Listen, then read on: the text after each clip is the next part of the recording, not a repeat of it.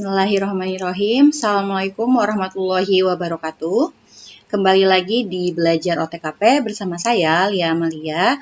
Pada kesempatan kali ini, kita akan membahas bersama-sama mata pelajaran administrasi umum ya, kelas 10, dengan judul Menyusun Uraian Tugas pada Kegiatan Administrasi. Ini merupakan kompetensi dasar yang kedua, yaitu menganalisis jabatan, tugas, dan uraian pekerjaan pada kegiatan administrasi, serta membuat uraian tugas setiap tingkatan jabatan pada kegiatan administrasi. Baik, tujuan pembelajaran kita pada kali ini yaitu yang pertama kita akan membahas mengenai jabatan di kegiatan administrasi. Yang kedua yaitu analisis jabatan pada kegiatan administrasi. Di antaranya ada sumber informasi dan elemen analisis jabatan, ya. Kemudian yang ketiga yaitu uraian tugas dari kegiatan administrasi. Di sana akan ada pengertian dan tugas pada setiap tingkatan jabatan. Nah, di pertemuan sebelumnya kita sudah membahas ya sama-sama mengenai administrasi di dalam organisasi. Kita tahu bahwa di sebuah organisasi itu terdapat peran dan tugas yang berbeda-beda di dalamnya ya. Tidak mungkin ya satu orang mengerjakan banyak sekali tugas, seluruhnya dikerjakan oleh satu orang, tentu tidak mungkin. Makanya di organisasi itu ada pembagian perannya masing-masing. Atau mungkin kita sebut dengan jabatan. Jadi dalam jabatan tersebut ada tugas, ada fungsi, dan pekerjaannya masing-masing seperti itu. Jadi kita akan membahas mengenai jabatan pada kegiatan administrasi. Nah, kita tahu bahwa administrasi itu adalah suatu kerjasama antar orang ya, berbagai orang dalam suatu organisasi untuk mencapai tujuan tertentu. Nah, pembagiannya untuk jabatannya ada 4 ya. Maaf, itu ada yang typo. Oke, yang pertama yaitu administrator atau kepala administrasi. Siapa itu administrator? Administrator adalah orang yang menentukan kebijakan, ya, memberikan garis besar untuk dijadikan sebagai pedoman pokok dalam kegiatan untuk pencapaian tujuan organisasi. Jadi ini adalah yang di atas gitu ya. Dia yang menentukan arah kebijakan di organisasi tersebut. Kemudian yang kedua adalah manajer atau pimpinan pelaksana kerja. Siapa manajer itu? Manajer itu adalah orang yang memimpin penyelenggaraan kerja, menggerakkan orang lain, mendayagunakan segala sumber daya untuk mencapai tujuan organisasi yang tadi gitu. Jadi merupakan kaki tangan dari administrator ya. Kemudian jabatan yang ketiga yaitu staf atau pembantu ahli. Ialah orang yang karena keahlian dan kecakapannya serta kemampuannya dalam bidang tertentu ya, bidang yang ada spesifik gitu, tugasnya untuk sebagai penasihat dan pemikir yang membantu administrator dan manajer. Dan yang terakhir, yang keempat, itu saya typo, mohon maaf, worker, pegawai atau pekerja. Jadi pekerja ini orang yang secara langsung digerakkan oleh manajer untuk bertindak sebagai pelaksana yang akan menyelenggarakan pekerjaan sehingga menghasilkan sesuatu yang diharapkan. Dan semua jabatan di organisasi ini pada akhirnya memang untuk mencapai tujuan organisasi seperti itu ya. Selain pembagiannya menjadi 4 seperti ini, ada juga pembagiannya menjadi 3 ya, yaitu tingkatan seperti piramida ya, segitiga seperti itu. Tingkatan jabatannya yang pertama ada manajer administrasi, yaitu orang yang menentukan konsep utama yang harus dilakukan sesuai dengan visi misi perusahaan serta memberikan garis besar pelaksanaan kegiatan kantor. Ini sama ya dengan tadi yang dibahas di slide sebelumnya, yaitu administrator. Pada intinya menentukan konsep dan ini perusahaan mau dibawa kemana gitu. Kemudian yang kedua, manajer kantor. Jabatan yang kedudukannya sebagai asisten top manager. Misalnya, manajemen kantor itu biasanya punya penamaan yang sama untuk setiap pejabat. Untuk yang di bidang pemasaran, misalnya manajer pemasaran, untuk di bidang SDM, manajer SDM, untuk di bidang keuangan, manajer keuangan, dan lain-lain seperti itu. Selanjutnya yaitu supervisor. Supervisor ini jabatan dalam struktur organisasi yang mempunyai kuasa dan wewenang untuk mengeluarkan perintah kepada rekan kerja bawahannya di bawah arahan jabatan atasannya. Seperti itu. Jadi memang di atasnya worker yang tadi gitu ya. Nah, jadi untuk jabatan pada kegiatan administrasi pembagian yang lainnya yang seperti piramida adalah hanya 3 ini, seperti itu. Tadi kita membahas mengenai jabatan-jabatan ya yang ada dalam organisasi. Nah, jabatan tersebut akan diisi oleh orang-orang yang tepat gitu. Bagaimana cara menempatkannya? Untuk dapat menempatkan orang sesuai dengan jabatan yang cocok dengan kriteria masing-masing segala macam, kita itu perlu menguraikan dulu mengenai jabatan itu sendiri. Penilaian dan penyusunan berbagai informasi yang sistematis mengenai jabatan tadi itu disebut dengan analisis jabatan. Jadi, analisis jabatan merupakan suatu kegiatan pengumpulan, penilaian, dan penyusunan berbagai informasi secara sistematis yang berkaitan dengan jabatan. Informasi apa saja sih yang diperlukan di analisis jabatan? Yang pertama, apa yang dilakukan personel pada jabatan tersebut, ya. Yang kedua, apa wewenang dan tanggung jawabnya? Yang ketiga, mengapa pekerjaan tersebut harus dilakukan?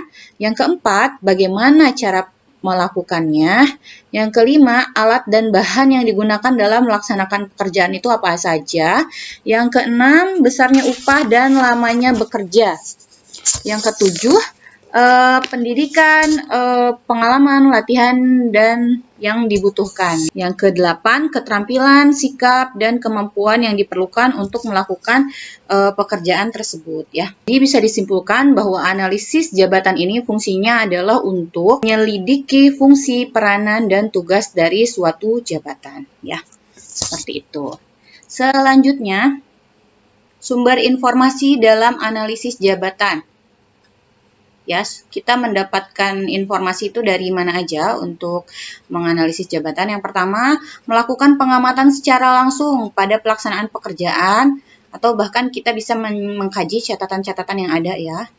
Jadi kita mengamati secara langsung ketika pelaksanaan pekerjaan. Oh, sebetulnya jabatan ini seperti apa sih kegiatannya dan segala macam informasi yang tadi kita bahas ya. Kemudian yang kedua adalah dengan kuesioner, yaitu memberikan angket ya berupa pertanyaan atau pernyataan kepada para pemegang jabatan. Yang ketiga, melakukan wawancara secara langsung kepada pekerja yang bersangkutan, orang yang pernah melaksanakan pekerjaan tersebut ataupun atasan langsungnya. Jadi kita mendapatkan informasi dalam analisis jabatan itu sumbernya ada 3 poin tadi ya. Kemudian ada elemen analisis jabatan. Elemen analisis jabatan itu ada 2, ada job description dan job specification. Job description atau uraian jabatan merupakan catatan yang disusun secara sistematis tentang tugas dan tanggung jawab suatu jabatan berdasarkan fakta yang ada. Ya, suatu uraian jabatan harus mencantumkan keterangan apa saja. Pertama, identifikasi jabatan ya. Itu memuat nama jabatan, bagian dan nomor kode jabatan dalam suatu perusahaan ya. Yang kedua itu ada ikhtisar jabatan, yaitu penjelasan singkat tentang jabatan tersebut. Yang ketiga yaitu penjelasan tugas-tugas yang harus dilaksanakan. Yang keempat yaitu pengawasan yang harus dilakukan dan yang diterima. Yang kelima yaitu hierarki dalam organisasi. Maksudnya hubungan jabatan tersebut dengan jabatan lain gitu ya, dalam jalur promosi, aliran, serta prosedur kerja. Kemudian yang keenam, sarana dan prasarana pekerjaan, seperti mesin kantor, bahan dan alat yang diperlukan, dan lain-lain. Selanjutnya yang ketujuh, penjelasan tentang kondisi fisik lingkungan kerja dari suatu jabatan. Ya, jadi kondisi fisiknya seperti apa? Jadi kita bisa tahu nih resiko kerja yang didapat itu apa gitu, seperti itu. Dan yang terakhir yaitu keterangan lain yang diperlukan. Selanjutnya ada spesifikasi jabatan atau job specification. Itu merupakan persyaratan minimal yang harus dipenuhi oleh orang-orang untuk dapat memenuhi atau menduduki jabatan tersebut, sehingga tugas yang dibebankan dapat dikerjakan dengan baik. Mungkin murid-murid Ibu pernah ya melihat iklan di koran mengenai lowongan pekerjaan. Nah, biasanya di situ dijelaskan nih, misalnya lowongan pekerjaan dibutuhkan seorang administrasi atau sekretaris yang, nah biasanya kan lowongan pekerjaan itu pasti ada penjelasannya nih pekerjaannya, misalnya pekerjaannya mengurusi surat, mengurusi arsip, dan lain-lain. Itu uraian tugasnya. Sedangkan spesifikasinya itu contohnya misalnya minimal SMK jurusan OTKP.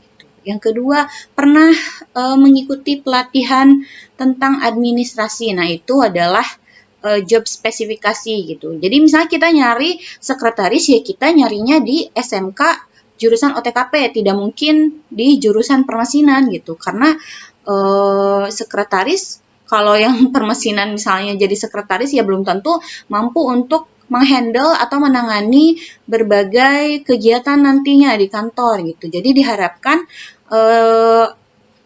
dengan adanya spesifikasi tugas itu, jadi kita bisa dengan mudah untuk melaksanakan tugas yang dibebankan seperti itu, karena memang sesuai kompetensinya ya. Nah, biasanya yang harus diuraikan yang pertama persyaratan pendidikan, pelatihan, dan pengalaman kerja. Ya, biasanya juga kalau lowongan kerja ada misal minimal pengalaman minimal 5 tahun misalnya seperti itu ya. Nah, itu yang kedua, persyaratan pengetahuan, kemampuan, dan keterampilan. Yang ketiga, persyaratan kesehatan meliputi kesehatan fisik dan mental. Dan yang keempat, persyaratan umur dan jenis kelamin. Itu biasanya hal-hal yang harus diuraikan dalam spesifikasi jabatan. Seperti itu ya, semoga bisa dipahami. Kemudian ada tahap analisis jabatan. Analisis jabatan dilakukan melalui pengumpulan, penelitian, dan penguraian data jabatan. Ya. Tahapnya ada 3 ya. Yang pertama ada tahap persiapan dan perencanaan. Yang harus dilakukan di tahap ini, yang pertama penegasan struktur organisasi. Jadi ketika kita mau menganalisis jabatan ya, kita harus fix dulu nih struktur organisasi kita itu seperti apa. Yang kedua, inventarisasi jabatan di setiap unit kerja dan disusun berdasarkan hierarki dan diberi kode identifikasi. Nah, iya, jadi biasanya jabatannya itu ada penyusunannya sesuai dengan strukturnya tadi dan dikasih kode gitu supaya untuk memudahkan pekerjaannya. Selanjutnya yaitu menetapkan metode yang dapat digunakan dalam pengumpulan data. Itu akan dibahas next slide ya. Kemudian membentuk tim pelaksana untuk analisis jabatan ini. Dan yang kelima, penjelasan pimpinan perusahaan kepada pimpinan unit kerja tentang maksud dan tujuan analisis jabatan yang akan dilaksanakan. Seperti itu untuk tahap-tahap persiapan dan perencanaan. Yang kedua, tahap pengumpulan data. Pengumpulan data itu bisa dilakukan dengan berbagai metode. Di sini ada 5 ya. Yang pertama, observasi atau pengamatan langsung. Yang kedua, metode wawancara. Ya, kita mewawancarai pemegang jabatan. Yang ketiga, kuesioner atau seperti tadi ya, menyebar daftar pertanyaan atau pernyataan kepada pekerja pada jabatan yang akan dianalisis. Seperti itu. Kemudian melakukan metode studi referensi. Jadi mengkaji beberapa referensi jurnal-jurnal terkait jabatan tersebut. Dan yang kelima, metode kombinasi antara metode yang lain itu ya. Seperti itu untuk pengumpulan data. Ini dilaksanakan tadi ya oleh tim pelaksana analisis jabatan. Selanjutnya setelah data itu dikumpulkan, yaitu ada tahap pengolahan data. Tahap pengolahan data ini meliputi yang pertama, menentukan faktor dari penilaian jabatan. Yang kedua, menghitung bobot nilai dari setiap faktor ya. Kemudian itu biasanya kaitannya tadi dengan kuesioner ya, pengolahan datanya. Yang ketiga, analisis data yang diperoleh. Yang keempat, analisis persyaratan jabatan. Yang kelima, menyusun uraian jabatan. Keenam, melakukan pola penilaian jabatan sebagai dasar dari penentuan sistem personalia lainnya. Dan ketujuh, mempersiapkan rekomendasi bagi personalia atau bagian sumber daya manusia ya terkait dengan jabatan tadi tersebut ya. Seperti itu. Selanjutnya yaitu uraian tugas ya. Uraian tugas itu adalah paparan semua tugas jabatan yang merupakan upaya pokok dari pemangku jabatan dalam memproses bahan kerja menjadi hasil kerja menggunakan perangkat kerja dalam kondisi tertentu. Jadi pada dasarnya adalah semua tugas jabatan ya.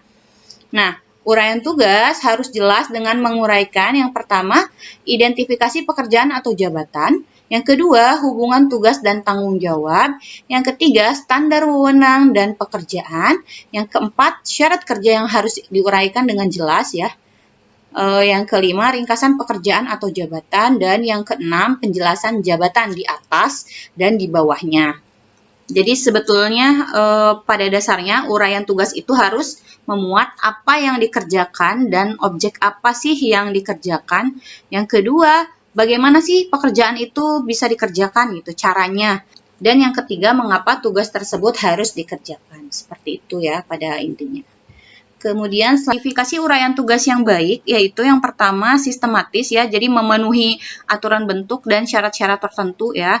Yang kedua itu ada jelas, jadi harus harus dapat memberi isi dan maksud yang jelas yang bisa dipahami oleh pembacanya. Jadi uraiannya itu harus bisa dipahami oleh pembacanya.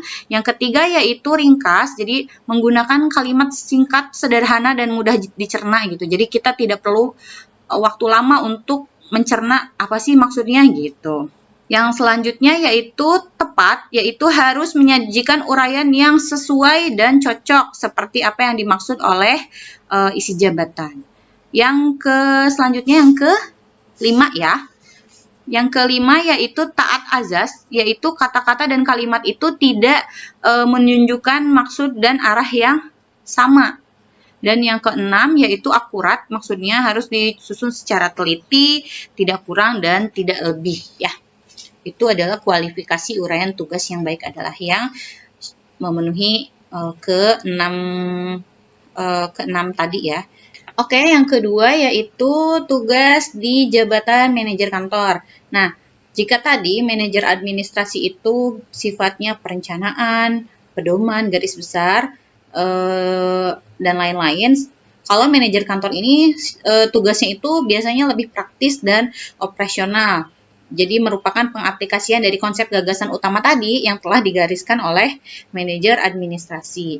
Jadi tugas pokoknya itu menjuruskan dan mengawasi kantor untuk mencapai tujuannya. Nah, kemampuan yang harus dimiliki oleh manajer kantor ini, yang pertama, kemampuan memimpin tentu saja ya, karena di bawah manajer kantor itu ada banyak orang juga, ada supervisor, ada worker, dan lain-lain ya. Jadi dia harus mempunyai kemampuan untuk memimpin.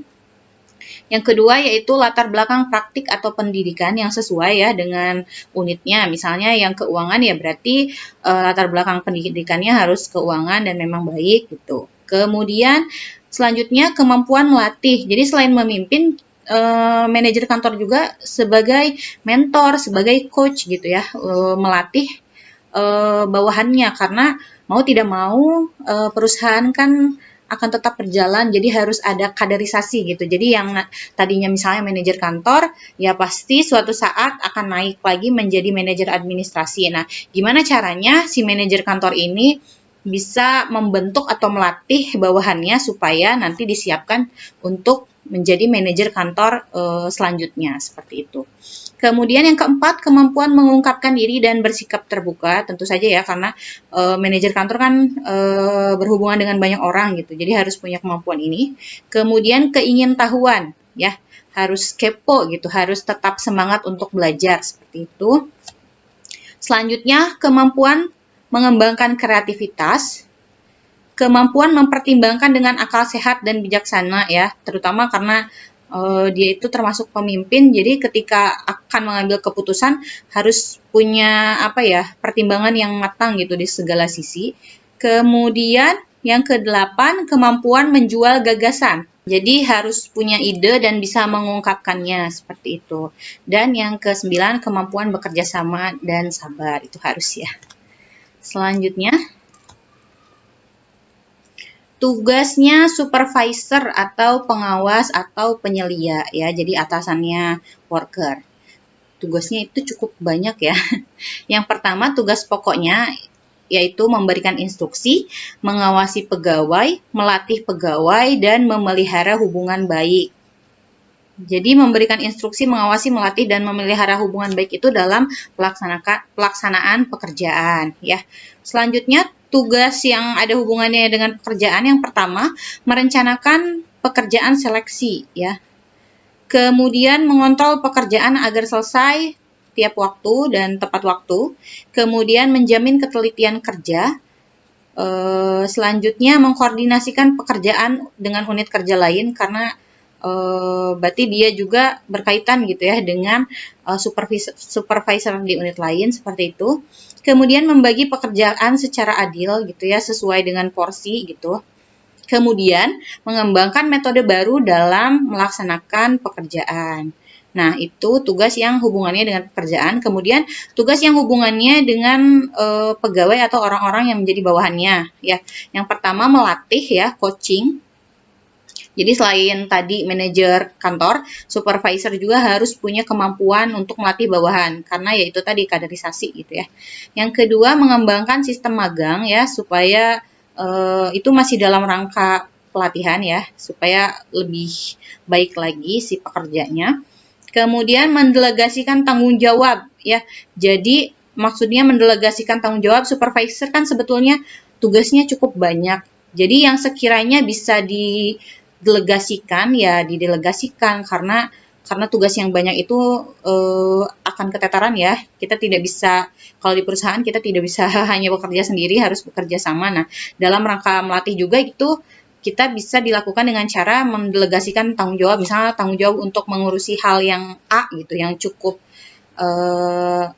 apa ya, tidak terlalu esensial. Nah, kita bisa mendelegasikannya kepada bawahan. Kemudian mendamaikan perselisihan tentu saja supaya lingkungan kerja kantor, budaya kerja kantor tetap kondusif.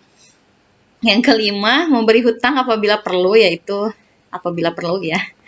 Dan yang keenam, memelihara disiplin seluruh pekerja ya. Itu. Kemudian selain dengan bawahan, kaitannya tugas yang hubungannya dengan atasannya. Yang pertama, menerima tanggung jawab atas pekerjaan tentu saja. Tanggung jawab untuk melatih, memberikan instruksi, mengawasi, dan lain-lain. Kemudian bekerja sama dengan pengawas lain di unit yang lain gitu. Jadi harus tetap berhubungan gitu. Kemudian mengizinkan dan mendorong pertukaran pegawai ya supaya lebih dinamis gitu, lebih mencari kader-kader yang baik. Kemudian melaksanakan kebijakan-kebijakan perusahaan yang dibuat oleh top management. Jadi itulah tugas dari supervisor atau pengawas. Nah, sekian untuk materi kali ini. Jika ada pertanyaan, silahkan ya nanti anak-anak ibu bertanya di Google Classroom atau WhatsApp Group ya, silahkan. Semoga pemaparan kali ini sudah jelas ya. Semoga dengan kita walaupun belajar dari jarak jauh, tetap tidak mengurangi makna dari belajar itu sendiri. Terima kasih atas perhatiannya. Mohon maaf atas segala kekurangan. Semoga kita sama-sama bisa belajar ya. Billahi taufiq wal hidayah. Assalamualaikum warahmatullahi wabarakatuh.